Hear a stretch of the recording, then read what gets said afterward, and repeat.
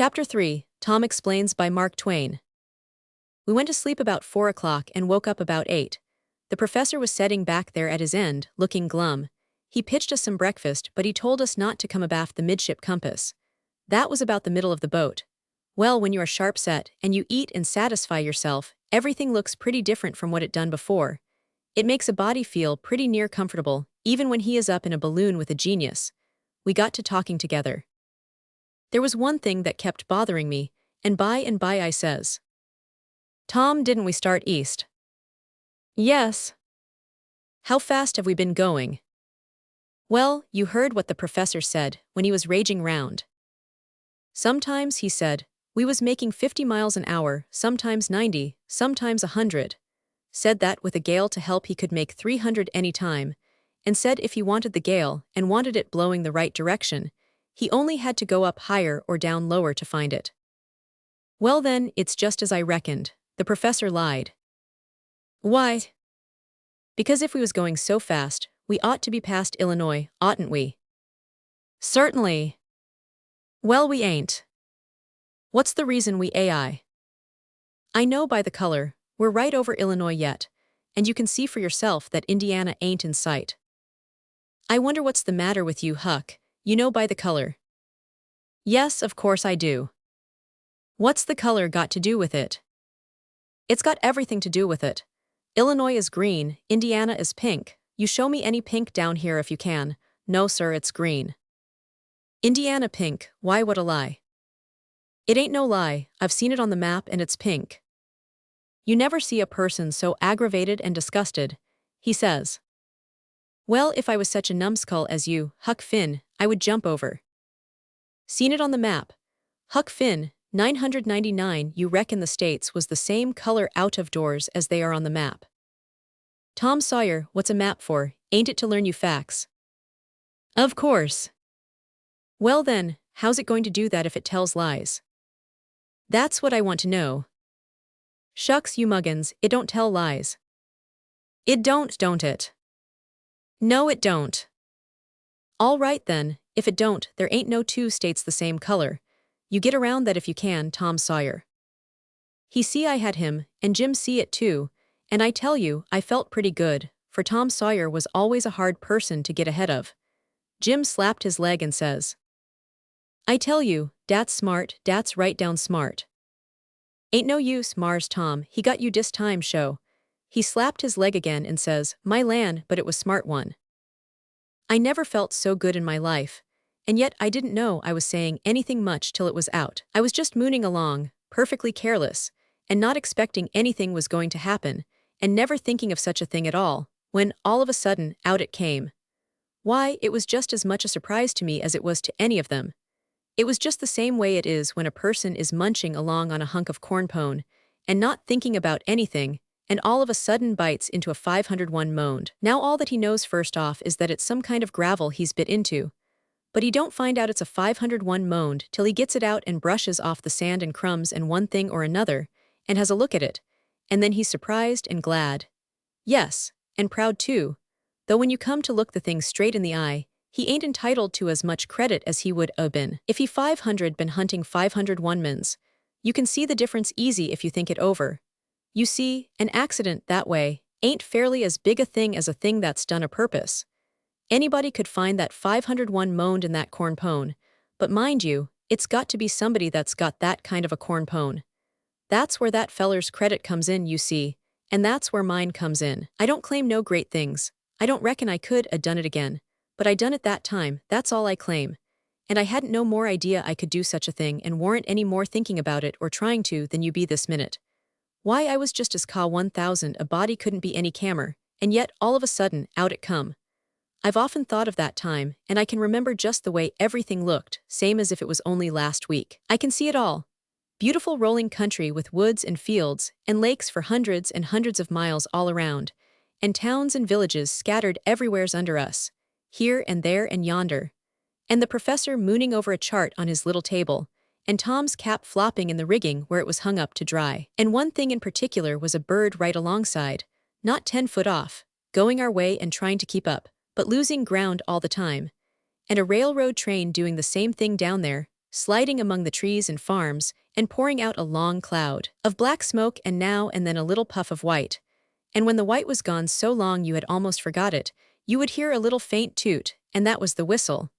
And we left the bird and the train both behind, way behind, and done it easy too. But Tom he was huffy, and said me and Jim was a couple of ignorant blatherskites, and then he says, "Suppose there's a brown calf and a big brown dog, and an artist is making a picture of them. What is the main thing that artist has got to do? He has got to paint them so you can tell them apart the minute you look at them, hain't he?" Of course. Well then, do you want him to go and paint both of them brown? Certainly you don't. He paints one of them blue and then you can't make no mistake. It's just the same with the maps. That's why they make every state a different color. It ain't to deceive you, it's to keep you from deceiving yourself. But I couldn't see no argument about that, and neither could Jim. Jim shook his head and says, "Why, Mars Tom, if you knowed what chuckleheads dem painters is, you 500 wait a long time before you 500 fetch one dem in to back up a fac. I's gwine to tell you, den you kin see for yourself. I see one of 'em paintin' away, one day, down in ol' Hank Wilson's back lot, and I went down to see, and he was paintin', dat old brindle cow wid de near horn gone. You knows de one I means. And I asked him what he's paintin' her for, and he say when he get her painted, de picture's wuth $100. Mars Tom, he coulda got de cow fur 15, and I tole him so. Well saw, if you 100 believe me, he just shuck his head, dat painter 999, and went on a dobbin. Bless you Mars Tom, dey don't know nothin'." Tom lost his temper. I notice a person most always does that's got laid out in an argument. He told us to shut up, and maybe we 500 feel better. Then he see a town clock away off down yonder, and he took up the glass and looked at it, and then looked at his silver turnip, and then at the clock, and then at the turnip again, and says, "That's funny, that clock's near about an hour fast." So he put up his turnip. Then he see another clock and took a look, and it was an hour fast too. That puzzled him. "That's a mighty curious thing," he says. "I don't understand it." Then he took the glass and hunted up another clock, and sure enough it was an hour fast too. Then his eyes began to spread, and his breath to come out kinder gaspy-like, and he says, "Jureet Scott, it's the longitude." I says, considerably scared, "Well, what's been and gone and happened now?" "Why, the thing that's happened is that this old bladder has slid over Illinois and Indiana, and Ohio like nothing. And this is the east end of Pennsylvania or New York, or somewheres around there." "Tom Sawyer, you don't mean it." "Yes, I do, and it's dead sure. We've covered about 15 degrees of longitude since we left St. Louis yesterday afternoon, and them clocks are right. We've come close on to 800 miles. I didn't believe it, but it made the cold streaks trickle down my back just the same. In my experience I knowed it wouldn't take much short of 2 weeks to do it down the Mississippi on a raft. Jim was working his mind and studying. Pretty soon he says, "Mars Tom, 999 you say dem clocks us right." "Yes, they're right." "Ain't yo watch right too?" "She's right for St. Louis, but she's an hour wrong for here." "Mars Tom, is you tryin' to let on dat de time ain't de same everywheres?" "No, it ain't the same everywheres by a long shot." Jim looked distressed and says, "It grieves me to hear you talk like dat, Mars Tom. I's right down ashamed to hear you talk like dat, arter de way you's been raised." "Yassir, it 500 break yo, Aunt Polly's heart to hear you." Tom was astonished. He looked Jim over wondering and didn't say nothing, and Jim went on. "Mars Tom, who put de people out yonder in St. Louis? De Lord done it. Who put de people here whar we is? De Lord done it. Ain dey bofe his children, coast dey is, well den, is he gwine to scriminate twixt 'em?" "Scriminate, I never heard such ignorance. There ain't no discriminating about it. When he makes you and some more of his children black and makes the rest of us white, what do you call that?" Jim see the peant, he was stuck, he couldn't answer. Tom says, "He does discriminate, you see, when he wants to, but this case here ain't no discrimination of his, it's man's. The Lord made the day and he made the night, but he didn't invent the hours and he didn't distribute them around. Man 999 that. Mars Tom is dat so, man done it." "Certainly." "Who told him he could?" "Nobody, he never asked." Jim studied a minute and says, "Well, dat do beat me, I wouldn't a tuck no sich resk, but some people ain't scared o' nothin'. Dey bangs right ahead, dey don't care what happens. So den days alays an hour's difference everywa, Mars Tom." An hour? No, it's 4 minutes difference for every degree of longitude, you know. 15 of 'em's an hour, 30 of 'em's 2 hours, and so on. When it's 1 o'clock Tuesday morning in England, it's 8 o'clock the night before in New York. Jim moved a little way along the locker, and you could see he was insulted. He kept shaking his head and muttering, and so I slid along to him and patted him on the leg, and petted him up, and got him over the worst of his feelings, and then he says, "Mars Tom talkin' sich talk as dat. Tuesday in one place and Monday in t'other, both in the same day. Huck, dis ain't no place to joke, up here while we is. 2 days in 1 day. How you gwine to get 2 days in ter 1 day? Can't get 2 hours in ter 1 hour, kin you? Can't get 2 niggers in ter 1 nigger skin, kin you? Can't get 2 gallons of whiskey in ter a 1-gallon jug, kin you? No, sir, 'twould strained a jug. Yes, and even den you couldn't, I don't believe. Why, looky here, Huck, s'posen de Tuesday was New Year's, now den. Is you gwine to tell me it's dis year in one place en laws year in t'other, both into identical same minute? It's de beatinest rubbage. I can't stan it. I can't stand to hear tell 'bout it." Then he begun to shiver and turn gray, and Tom says, "Now what's the matter, what's the trouble?" Jim could hardly speak, but he says, "Mars Tom, you ain't jockin', and it's so." "No, I 1000 not, and it is so." Jim shivered again and says, "Den dat Monday could be de law's day, en day wouldn't be no law's day in England, en de dead wouldn't be called. We mustn't go over da, Mars Tom.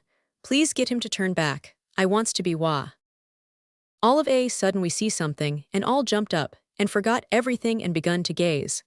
Tom says, "Ain't that the—" He catched his breath, then says, "It is, sure as you live, it's the ocean." That made me and Jim catch our breath, too. Then we all stood petrified but happy, for none of us had ever seen an ocean or ever expected to. Tom kept muttering, "Atlantic Ocean, Atlantic. Land, don't it sound great? And that's it, and we are looking at it, why, it's just too splendid to believe." Then we see a big bank of black smoke, and when we got nearer, it was a city, and a monster she was, too, with a thick fringe of ships around one edge. And we wondered if it was New York and begun to jaw and dispute about it. And first we knowed, it slid from under us and went flying behind, and here we was, out over the very ocean itself and going like a cyclone. Then we woke up, I tell you. We made a break aft and raised a wail, and begun to beg the professor to turn back and land us. But he jerked out his pistol and motioned us back, and we went. But nobody will ever know how bad we felt. The land was gone, all but a little streak, like a snake, away off on the edge of the water, and down under us was just ocean, ocean, ocean, millions of miles of it, heaving and pitching and squirming, and white sprays blowing from the wave tops, and only a few ships in sight, wallowing around and laying over, first on one side and then on t'other, and sticking their bows under and then their sterns. And before long there weren't no ships at all, and we had the sky and the whole ocean all to ourselves, and the roomiest place I ever see and the lonesomest.